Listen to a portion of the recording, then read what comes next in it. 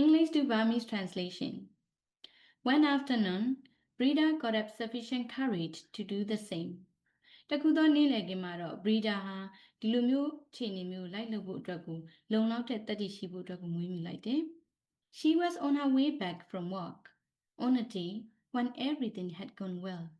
အဲ့ဒီနေ့ဆိုရင်သူမအလုပ်ကပြန်လာတဲ့အချိန်လည်းဖြစ်တယ်ပြီးတော့အရာအလုံးကအဆင်ပြေချောမွေ့တဲ့နေ့တစ်နေ့လည်းဖြစ်တယ်။ She thought she should make the most of that good luck. အဲ့တော့အဲ့လိုမျိုးကံကောင်းခြင်းတွေကိုကောင်းကောင်းကြီးအသုံးချသင့်တယ်လို့သူမတွေးလိုက်တယ်။ I know that there are secret societies, she said. ဒီမှာဆိုရင်လျှို့ဝှက်တဲ့အဖွဲ့အစည်းတွေရှိနေရဆိုတော့ကျွန်မသိတယ်လို့သူမပြောလိုက်တယ်။ She thought this is a good conversational opener. အဲ့ဒါလုံလောက်တဲ့ကောင်းမွန်တဲ့အဖွင့်နေတဲ့အမှာစကားလို့သူမတွေးလိုက်မိတာတကယ်တမ်းတော့ She knew something. သူမတခုခုကိုသိနေရဆိုတော့လေ But the owner merely looked up from his accounts and stared at her in amazement. ဒါပေမဲ့လည်းစိုင်းပိုင်ရှင်က